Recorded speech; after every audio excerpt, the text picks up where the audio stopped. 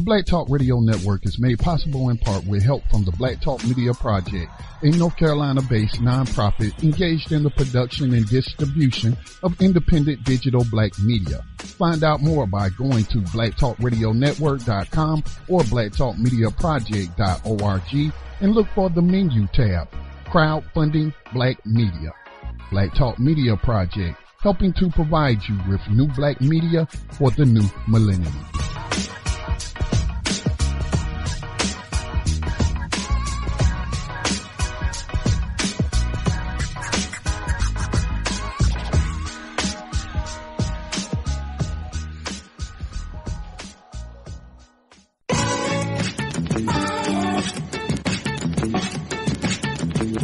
Views and opinions expressed by callers, guests, and hosts do not necessarily reflect those of the Black Talk Radio Network and Black Talk Media Project. Black Talk Radio is new black media for the new millennium.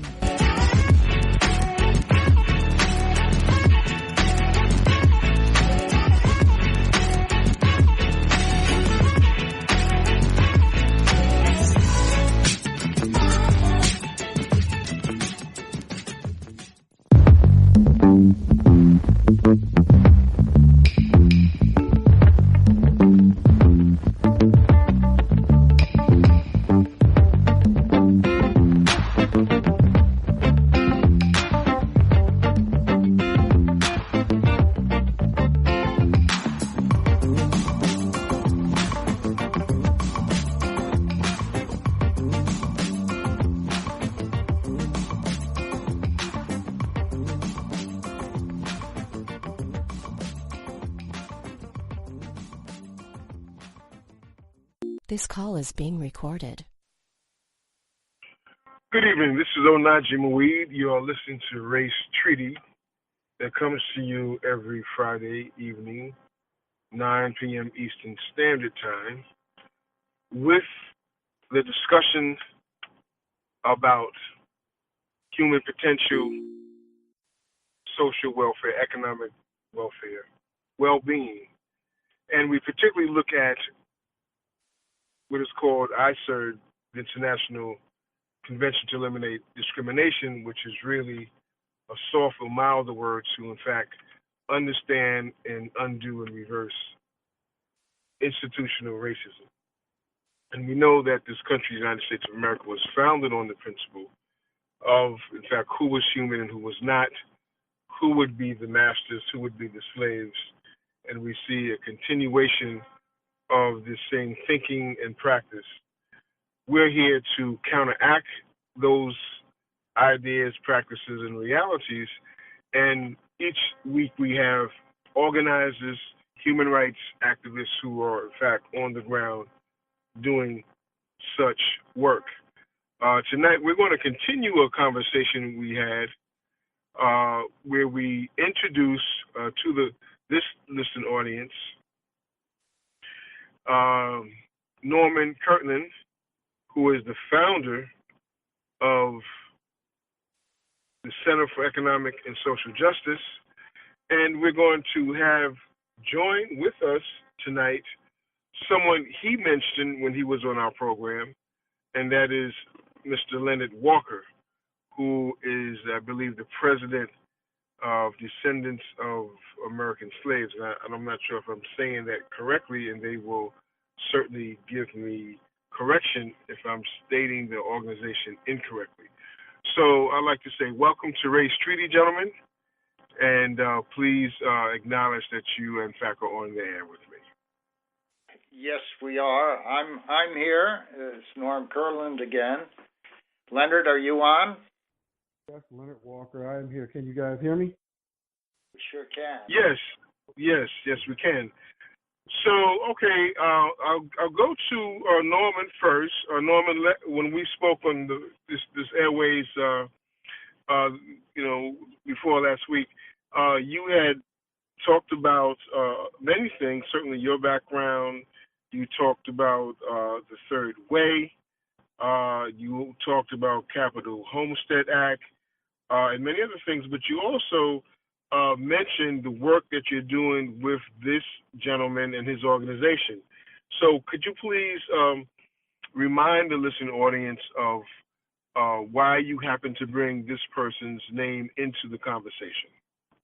Well, I was brought into Louisville, Kentucky, and met with Mishorn Daniels, who introduced me to, or he had me as a main speaker to about 100 people who were involved in the kinds of issues we were discussing on the program.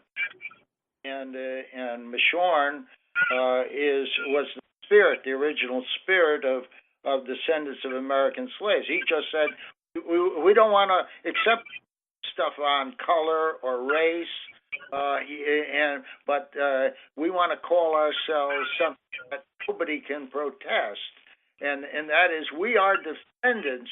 We're descendants of American slaves, but we believe in changing America.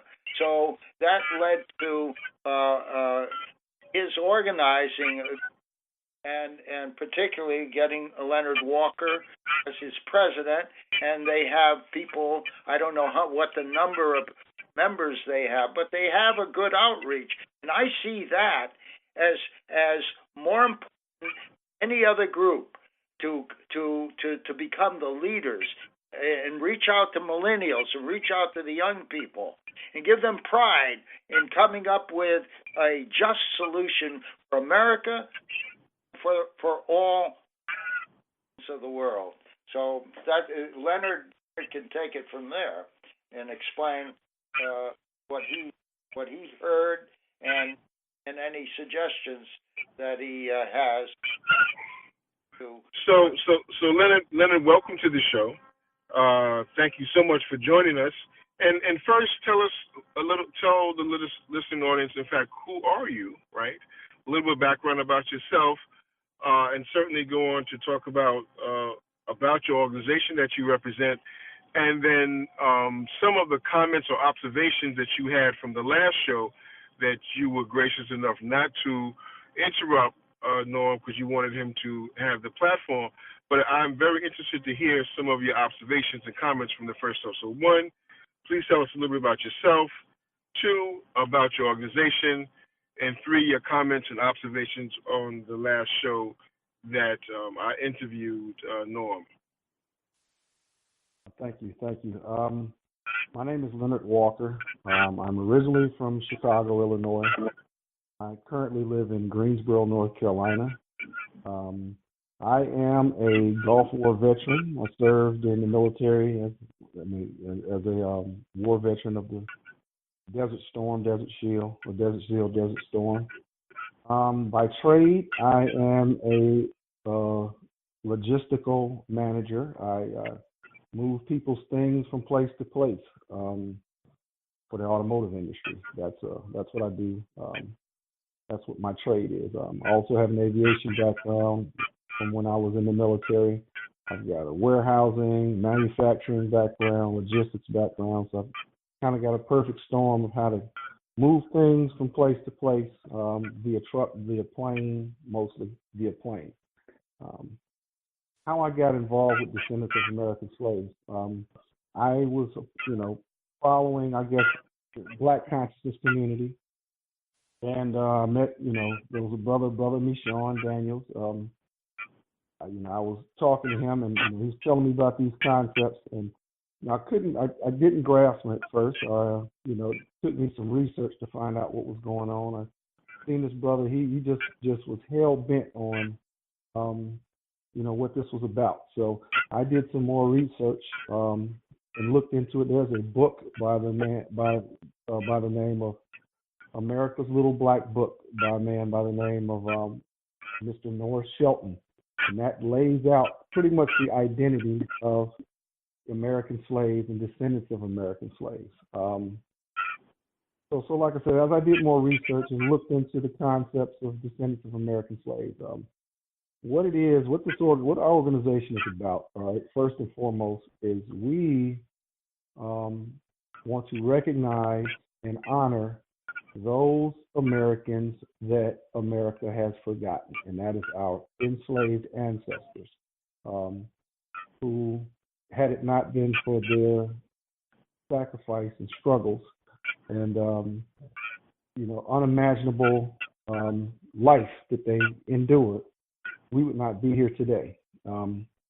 What we feel is that we, in the 21st century, have rights and opportunities as American citizens, okay, that our ancestors did not have, okay?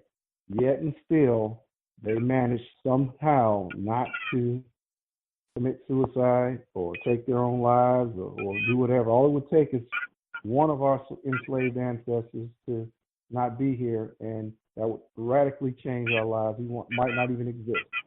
So our organization wants to pay them homage and honor them, okay, by recognizing the fact that the America was denied to them. The America that we have, we are privy to, was denied to our ancestors, yet and still we are still here. So that being a point of pride, a point of motivation, we are obligated, okay, to fulfill, all right, or to live out our fullest potential based upon the fact that our ancestors did not have the opportunities we had.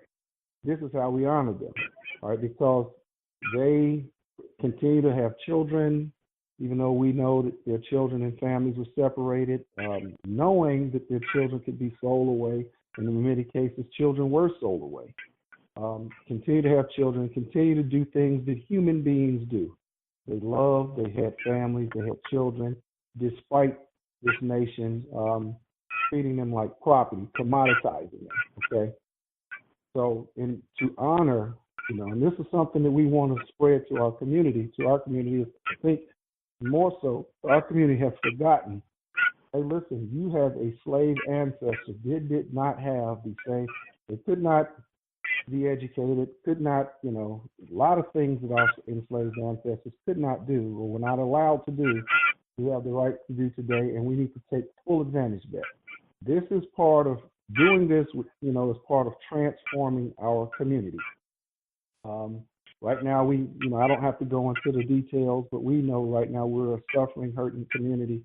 We have to take ownership in, dealing with the issues that we have. I was speaking to a brother the other day, and the analogy we like to use is it's not our fault that we're in this box, okay? The box of being victimized by institutionalized racism. It's not our fault that we're in that box, but it is our obligation to get out of it, because no one will get us out of it other than ourselves. So this is what we want to do within our community.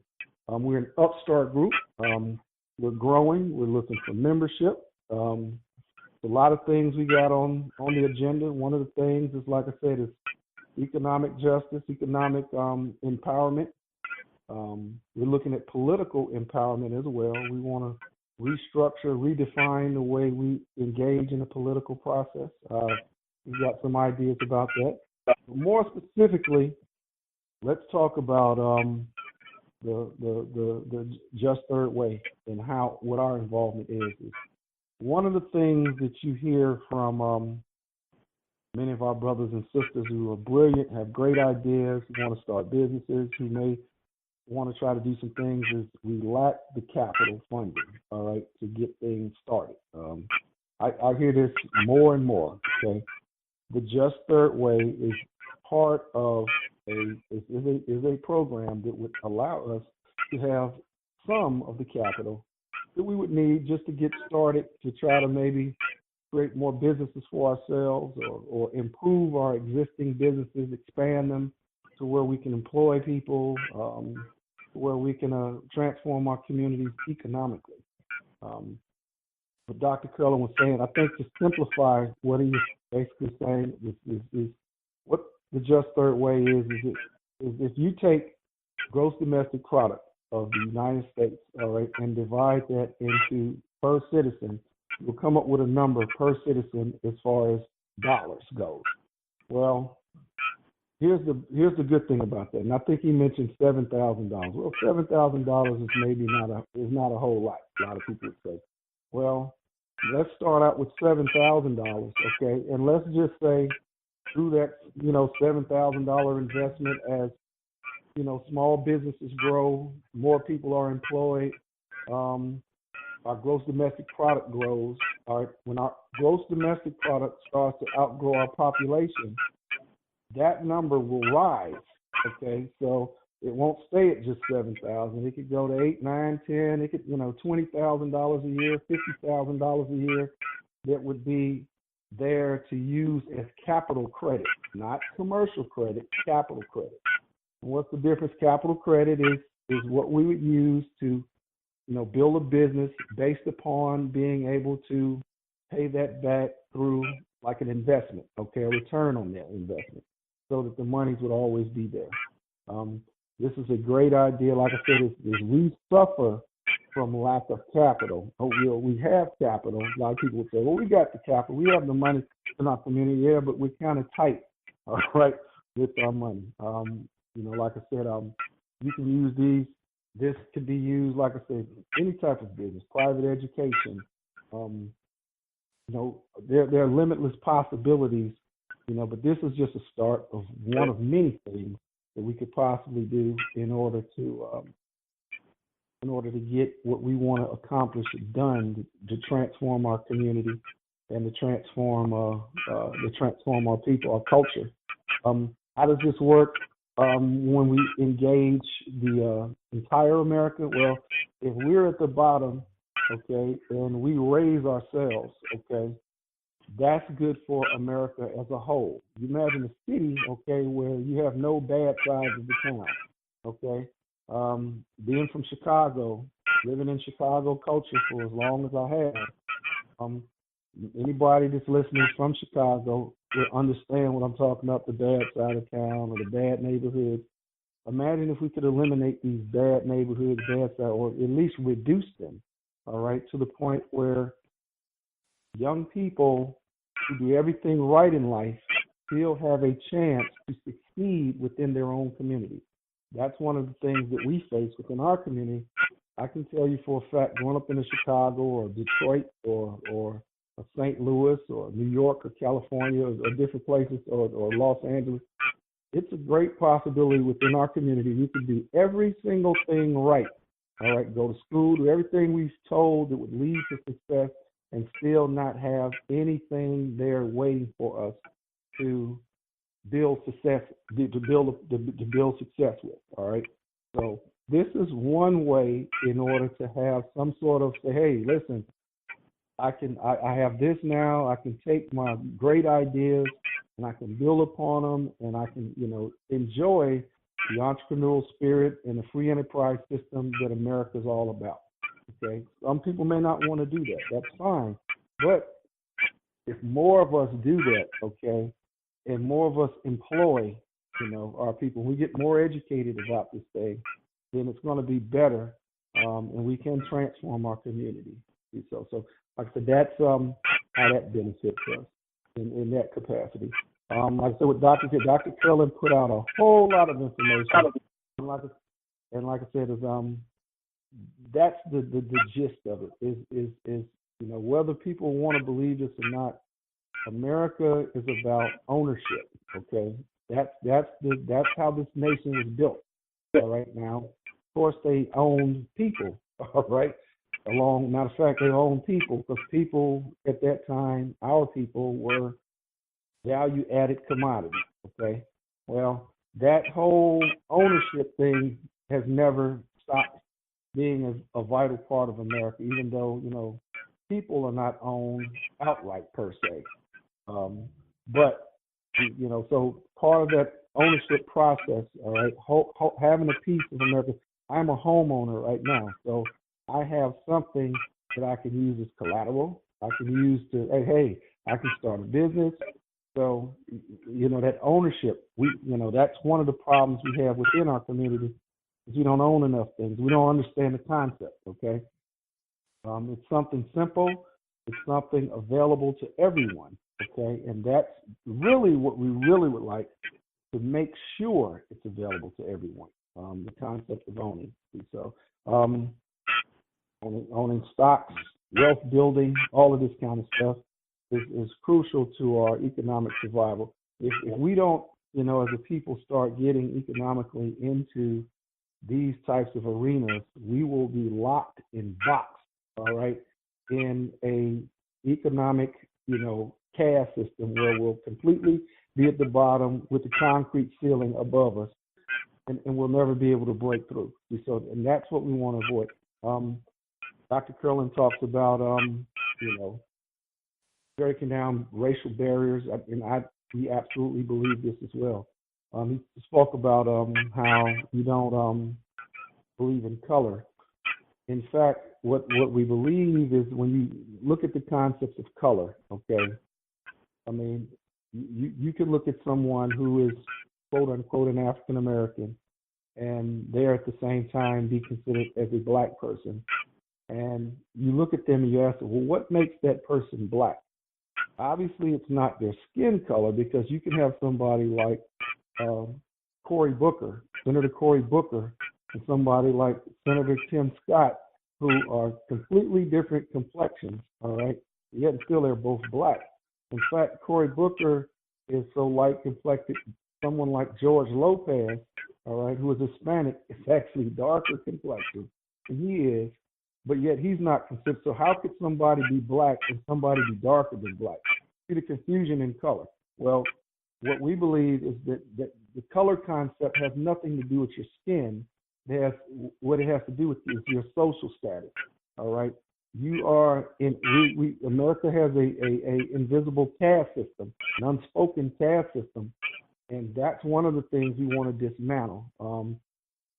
Giving people economic opportunity helps dismantle that. You see a lot of tension, okay, that goes on between people, poor white people, poor black people, poor Latinos. It's like I said, it's the fear that happens all starts economically, because you have jobs leaving, you have all types of stuff. So like I said, is with ownership. Okay, now you take something. Okay, all right, I can invest in myself. I can invest in building something for myself. Right, even as Dr. Curlin said, it may not even be a tangible item, such as a business, a restaurant. I could even take this and invest in shares of stock, okay, which will grow wealth as well. You see, so like I said, there are many ways in order to grow wealth as individuals, and that opportunity has to be afforded to every single individual, every single American in America, and that is not what has been happening. So this is where our partnership begins. And I'll turn it back over to you, Dr. Curlin. Thank you very much. I was honored to be invited to be a member of your board. Believe me, that's an honor, and I expect to have DOTC become members of the board of the Center for Economic and Social Justice. We had a great meeting earlier this week with Jim Montgomery, and I'm just wondering what you can remember from that meeting, because I think Jim is going to be very helpful. Hoping that he listened in on today's program. He's 90 years old now, but I think.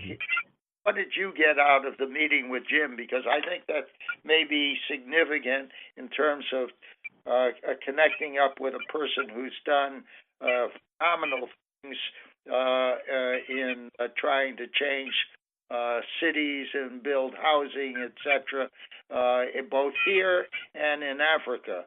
And I'm just curious. I think it'd be interesting to the people here to hear what you think of the discussion we had with Jim and what we're hoping that will occur in Philadelphia with Jim bringing in his people together with your people.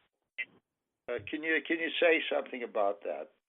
Yes, we met. We had a conversation with Mr. Jim Montgomery. First and foremost, Jim Montgomery is a barrier breaker. Okay, one of the first people to ever graduate from MIT as an engineer. He's a descendant of American slaves, is what we would say. But I'll use the terminology that's most common. He's an African American. Okay. So he's breaking barriers there. Join the military, breaking barriers there. He's, actively involved. He's a Panther. He was in programs actively involved in civil rights movement, actively involved in world causes, in Africa, trying to make a better situation globally, all right, for people of color. And I was completely blown away. The biggest thing is he's well connected, knows a lot of people, can get us connected with the right folks where we can go ahead and start growing this movement and start changing our culture. Like I said, 90 years old, somebody has to pick up the torch, okay? And that's, we can't let all of that, the life, work and so we have to, somebody's got to pick this torch up, and we've got to, continue his legacy of servitude toward humanity, okay? Because like I said, it's humanity. Hundreds of interesting stories. Obviously a person who's 90 years old, have World War II veteran. You can't say enough. So like I said, that was very interesting exchange, and we look forward to actually meeting with him and getting to know a little bit more about him and making those connections so we can start to transform our communities. Like I said, it's one of the things that we're about, okay, is I think I speak for the voice of most people, is there are lots of organizations out there. There are lots of people doing a bunch of different things. What we want to see is results. We want to see things changing, all right? Something being accomplished, all right? Sometimes that takes time. I know we're a generation of people who want instant gratification, all right? That's the millennials. Hey, that right there, that may or may not happen. But if we begin to invest in change and invest in progress and invest in empowerment, the changes and the progress and the results will come. So like I said, with all of the pieces of this complex puzzle we're trying to piece together to fix our society, I think we're on a good path to actually get some things done in a right way. It will be beneficial, and we like I said, changing our cultures is really huge. So, those of you who are just tuning in, you're listening to Race Treaty. I'm your host, Onaje Mawid, and we have with us on the program tonight Norm Kirtland, who was on our previous program, and joining us tonight is Lenard Walker. And they are discussing how they met each other, the intentions of these two individuals in their respective organizations in terms of how they can continue to be cooperative in their working endeavors to make changes. And we would like to thank them both for spending this time with us. We're not ending now, but in another 4 minutes, so we will be taking a station break. I just want to do a heads up as we approach that mark, and like to ask the gentlemen to both respond to, and we won't get them both in prior to the break, maybe one person first. I'll say Norm, what do you see in terms of the first step, and maybe you said it already in terms of the two organizations becoming more intimate with each other in terms of being on each other's boards? I think you mentioned that. But in terms of getting some plans into action, what do you see as being the next step after the organizational connecting in the way that you mentioned? Well, as I see it, there are a number of people who I've met in recent years. Many of the people that I was involved with are already passed away. But the fact that you're interested and you make it, you're allowing these ideas to be brought to this particular audience. I think that's tremendous contribution to a new movement. Okay, a movement that's going to commit itself to changing the system. Not because instead of trying to change or point the finger at the rich or point the finger at the white supremacists, I think that when the white supremacists, if in fact we organize the descendants of American slaves, and they bring a new system that even the white supremacists will see, my God, you mean they're not doing this. See, but I think we need new leaders. We need people, and you can only lead if you're able to deal with principles, particularly justice. People ultimately. Everybody wants to be treated justly. Everybody wants to be free. Okay, everybody. We don't want others to dominate them. But we know that present system does have, and I blame it mainly on the money system. That I can teach people what the money system is. So that they understand that the present money system should be radically overhauled. One of the most important things I would hope that all members of DASI, but all members in the audience would take a look, go to the UN's website, just look up the Universal Declaration of Human Rights. And in there, Article 17 says that everyone should have the right to own property, personally or in association with others.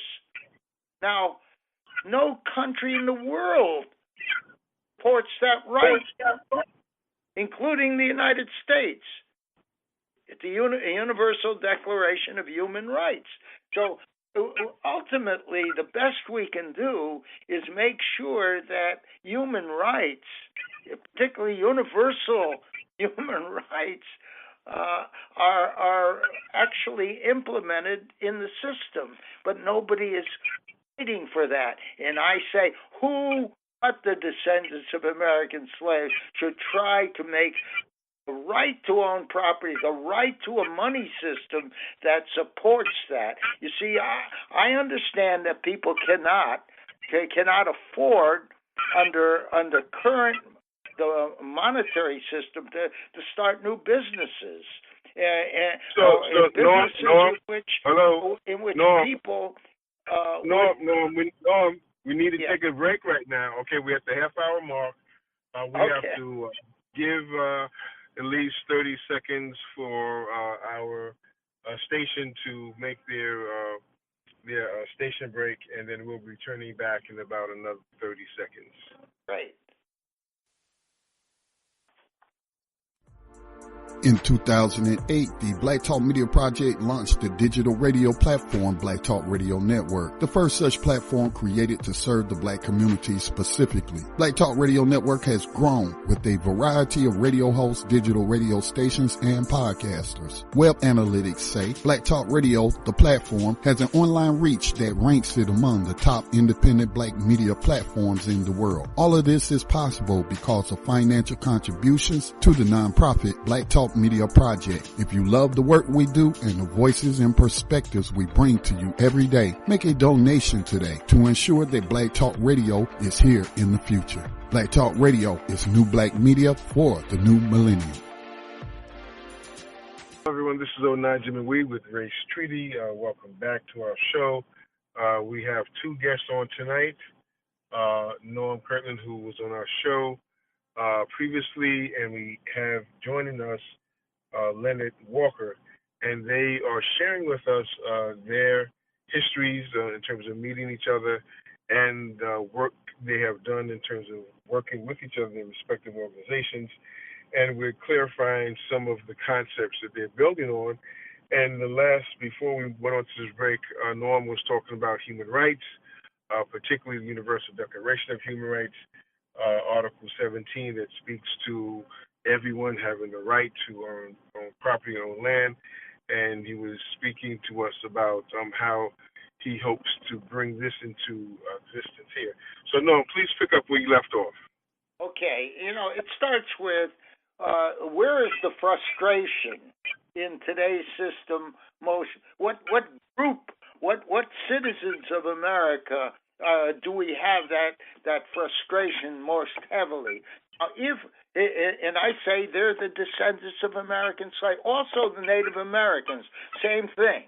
But I think descendants of American slaves, given the population of descendants of American slaves, if they take this on and take the pride of being the new founders, let's call it the Second American Revolution, not a first revolution. This is a second American Revolution, but this is the one that will provide equal justice, equal ownership, equal power to every citizen, and then you design your system to bring it about. And it's only a matter of people power, organized people power, and they take the pride. They're frustrated now. Sure, they are frustrated. Take that frustration and turn it around so that it can become a source of pride, and not just for themselves. I think that's a mistake politically. Just for themselves, but for everyone. And the program, the capital homestead, it isn't to provide. It is to provide money through local banks under the Federal Reserve Act of 1913. You don't even have to change that. In that is the power to create new money out of thin air. Loans out of thin air, but it's backed by assets that have to be brought into being. So that 7,000 that I gave you was, I took what's called new capital formation, both in the private sector and in government for highways and so on. You need money for that. Okay, so how could all of that, if you took the number, say it's a couple trillion a year, 1, 2 trillion a year in a slow growth environment, divide the population, it comes to $7,000. Again, it's slow growth because I want to be conservative when we use numbers. Okay, and if we're right, we're proving it with worker ownership through ESOPs. That's everything where that is, banks will create credit out of thin air, not out of past savings, out of thin air. So we don't need the rich to put up their money. No, it's future savings. You make credit. It's only promises. Every contract is money in the sense that people or barter is money. If everybody's expecting that there's equality on both sides, the seller and the buyer, they both think that it's equal. Money is not a commodity. It is it's a yardstick for measuring economic values. You see, and that is something. It's a social thing, but the present money system is being designed to create more and more ownership in a tiny class of people, and that's why power gets corrupted, and this tiny class can get the kind of laws they want. It is not the laws as they're now being proposed by both major parties and all the third parties. As a matter of fact, Michorn is also involved in something called the Unite America Party. That's another one that people ought to look at. The platform of the Unite America Party, which you can get by going to uniteamericaparty.org. You can see what they're trying to do, and we're saying any of the parties can take these ideas. So it's all laid out. And I sent the same thing to the people in Zimbabwe. who are forming a new party. So these are things we got to begin to look. But I say that the ones who should be at the forefront of this again are the people who are most frustrated, and they ought to take that frustration. So that how do we take pride? You take pride by bringing something not just for yourself but for the world. And either these ideas make sense to anybody who studies them. And if they have any questions, again, I have never heard yet since I first heard of the ideas, I have not found anybody to be able to challenge it, to say what's wrong with it. And if you can't say what's wrong with it, I can say what's wrong with the present system. And I think everybody listening to the program knows that there are plenty of things that are wrong. But I don't see, and I don't call it just the third way, because Bill Clinton and Tony Blair talked about a third way a couple of years ago. And their third way was political democracy and the capitalist system. Well, that's like combining democracy with plutocracy, that is, ownership by the few. And so if ownership by the few is what's messing up the world and denying people their full rights, I say organize. That's the only way you do it. Study these ideas. See if there's anything wrong. Try to challenge what we put up on our website at www.cesj.org. Free stuff. Look at the videos. Listen to the videos.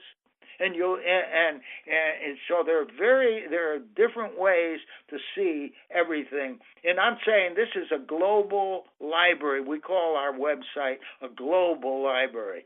And we got some stuff into Spanish and so on. But all over the world, people are going to be free to join us. And we want to create a new university. Okay, why? Because the other universities are not teaching justice. What do we think is necessary? Justice University. That's good. So let me go to Leonard. Leonard, I asked Norm, where do we start? What's the first step? And he gave us, laid out some things for us. What do you see the first step that your organization is taking on terms of building this third way? Okay. First step is awareness. We have to educate our people on who we are, as far as identity, as far as some of the legal pitfalls and traps that we have that are relegating us to this invisible caste system that we're into. In fact, right now I can tell you we have legislation. I wrote some legislation with the help of some of our members. We have legislation in the state of Kentucky to take color off of any state or federal, first off, state form, okay, and replace it with ethnicity, and our ethnicity would be Descendants of America. So if you want to go back, those slaves that were born here in America, and were born into slavery, we don't want to call them Negroes, okay? We don't want to call them blacks, okay? We don't want to call them the other N-word, okay?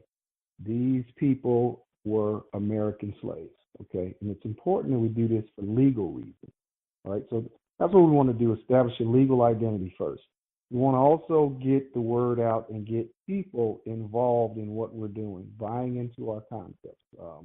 Like I said, people will say, well, okay, so how does this how does this benefit me? Okay, well, like I said, is you look at your life and you say, okay, I've got a slave ancestor. In fact, I use my example. Okay, I've got my slave ancestor, and I never even knew this. Being in the military, I've traveled a lot of different places, and the places that I've traveled, I've come to realize that I've had ancestors, slave ancestors, in the states and the places, almost to the city, all right, that I've traveled to, okay? and it's incredible. All right. So here in North Carolina, my slave ancestor, born a slave in 1853, okay, um, obviously, slavery ended, moved on to Tennessee, became a sharecropper like most slaves. One of the difficulties that I see with trying to trace his records and trying to trace and find out is because he was uneducated, he was illiterate, okay? He, a lot of people had to read and write different things. One of the things he did was he registered to vote, okay, when he could. My slave ancestor registered to vote, registered for selective services when he could. All right, had 9 children. Went on, and so this is where I come from. And I look at here, you have a person born in slavery, finally getting freedom, and would not let the fact that they were illiterate stop them from being a part of the American process. Okay, this type of motivation is what we need in our community. And this is the story that I have to bring to our people. Say, you have a slave ancestor, all right, that endured slavery for you to exist, all right? So we have to get that message out there. Once we kind of get that message, and, because like I said, we as a people are not as offended by the N word as we are by the S word, and the S word is slavery, okay? Like I said, it's one of the things we have to be clear is, we are not still slaves. We are descendants of slaves. A lot of people say, well, what about the African part? We are genetically African, okay? We acknowledge all of the great contributions of Africa. We acknowledge the kings, the queens, and all of the great people of Africa. We celebrate them. But that is not why we are here. We are here because a slave, or 2 or 3, all right, decided to live and have children in the worst possible environment in world history, okay? So we have to begin to start paying honor to that. And that message has to get out there. Once that message gets out there and we start to get a movement going and we start to get more people involved, in which, like I said, we're upstart, okay? Our organization is growing. I've had some conversations with some people about the very thing that I'm talking about. Had some conversations with some young people, and it's starting to create a buzz, all right, of well, wait a minute, So, the question we ask is, how do we honor our ancestors, okay? So this is the start of that. So some other things that we want to do. We actually, in the state of Kentucky, have a political party. Descendants of American Slaves is a political party. We are forming a voting block. Now, de facto, pretty much the way we vote in a de facto block of Democrat, okay? What we want to do is radically change the way we vote. We're looking at bringing on some concepts, the voting block where we're free agents. Many of the places we live, we are not the majority. We are the numerical minority. And I say numerical because I don't want to ever call us a minority group, because that means you're a loser. We are a numerical minority. How do you give power to a numerical minority? It's real simple. There's not a politician anywhere, okay, that would ignore 10, 15, 20% of the population, all right? They could get the complete backing of all of these people.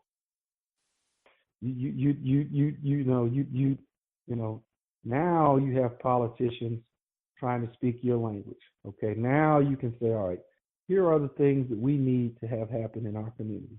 And possibly one of these things could be, hey, listen, you need to get behind the Just Third Way. All right. We want the Capital Homestead Act to be something that comes to fruition, because we want to have ownership. All right. We want to have capital. We want to be able to engage in business, like Dr. Carolyn was saying, is how many of our people historically have not been able to get business loans, okay, through banking systems, because of who we're trying to, target, our target demographic, the ideas we have to come up with a great business plan. Well, you still have to do these types of things, but if you have something there, like say something as simple as a barbershop, a hair salon, a restaurant, a gas station, okay? Something as simple as these things that, a lot of people say, hey, listen, I'm not trying to be, okay, a tech giant. There's millions of things that we could possibly get into economically that this would be able to help.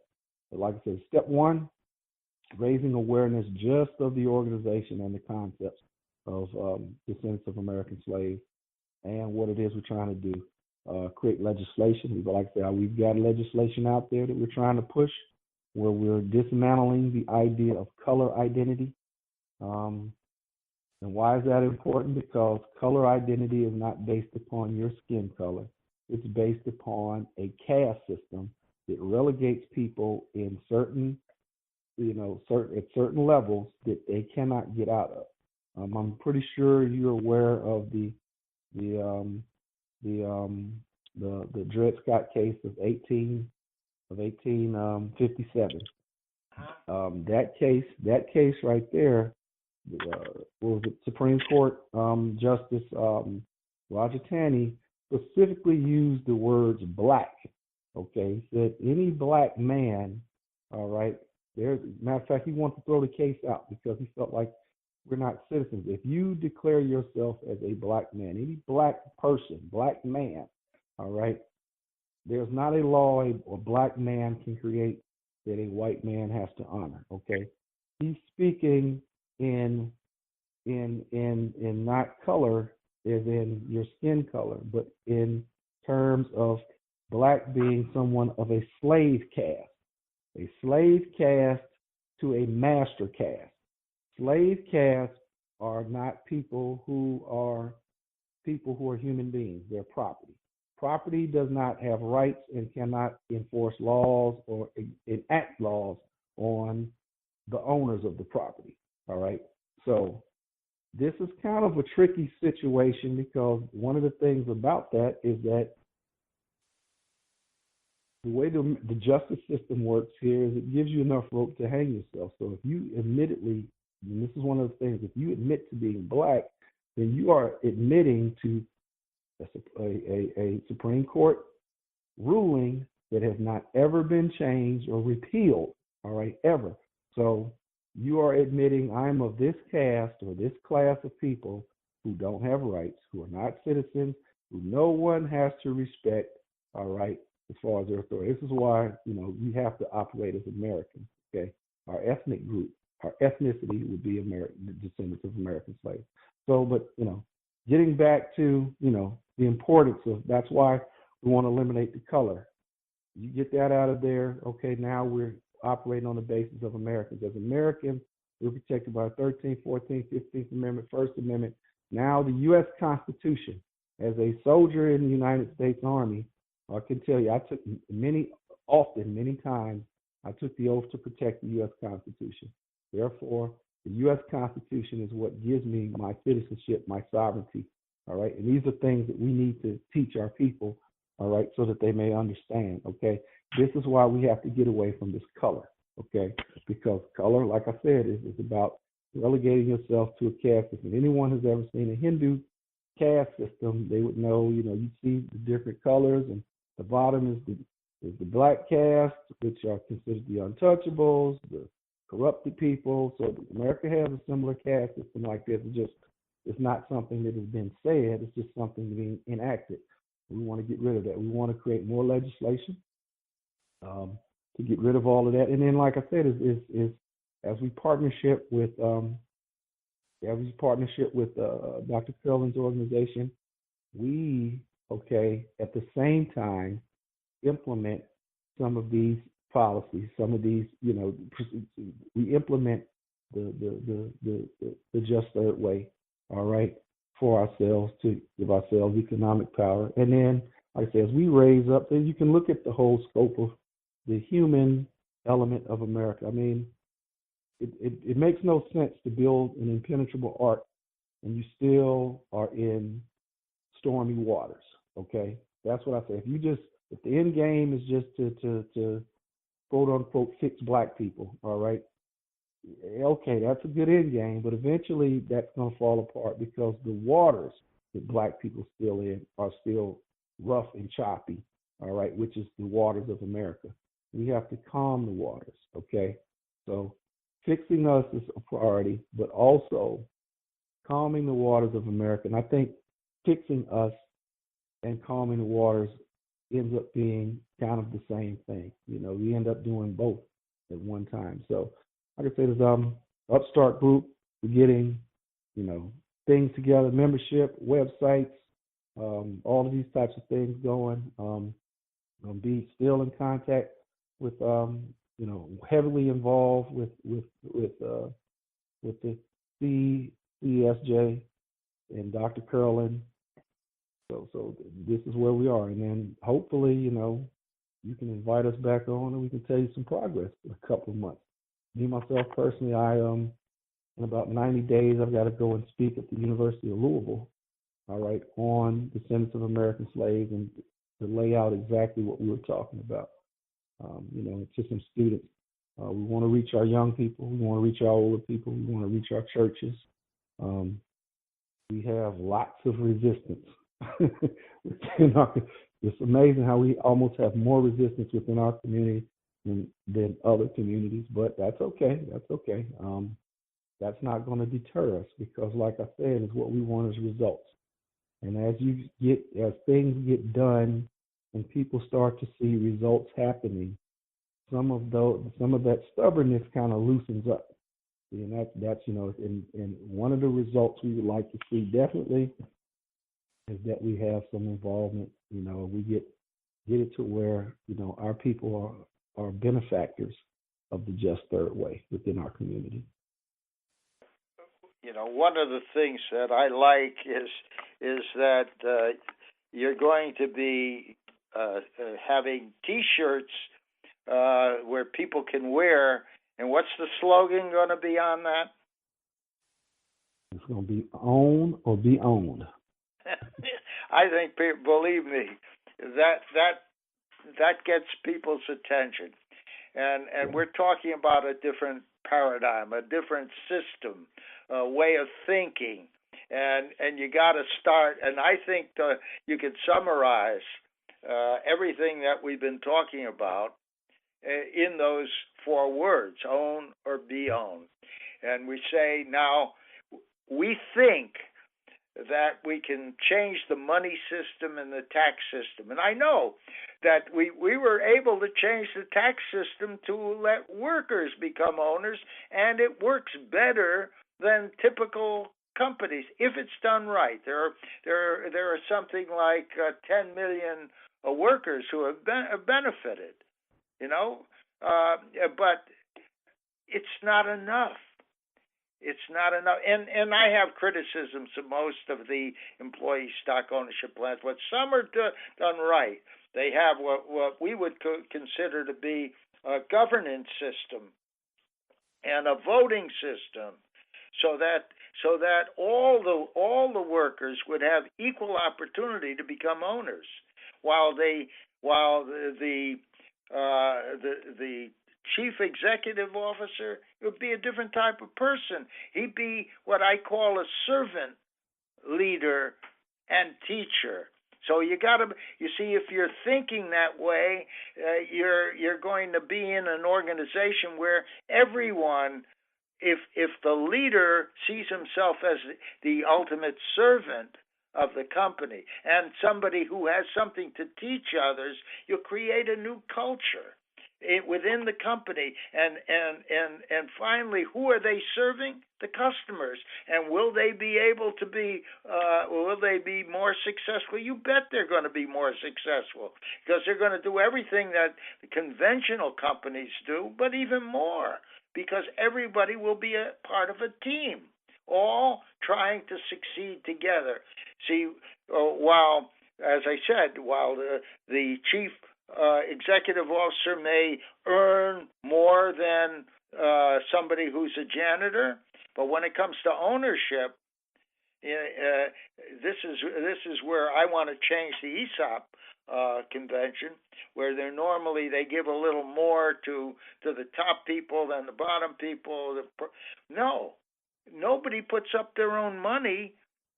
Then everybody should be able to get the same number of shares each as you pay off the capital credit for the new shares over time. Every year that those shares are released or been paid for, they would be allocated. They'd be spread out to everybody who's working that year. So everyone, as you can see, these conversations are becoming more and more enticing, fluid, as well as informative. So given that, we have to invite these two guests back. But we certainly are heating this discussion up in terms of possibilities. And certainly we want to see, as Mr. Walker said, we want to see results. How can these two individuals with their respective two organizations create results? And they both said that we need leadership, we need information, we need leadership, and the idea of moving away from color identity to an ethnic identity is getting closer to the real issue, was the issue of people using the principle of self-determination, of naming themselves, defining themselves, and speaking for themselves. And, of course, we talk about that with respect to human rights. We have to talk about Mario Bedelli, who created the Republic of New Africa, as well as Yusuf Cly, who talks about international law as it relates to what is called national minorities. That is, a people that are on a land base prior to the formation of a state, and thereby they would have special status either in what is called special measures or what is called special rights.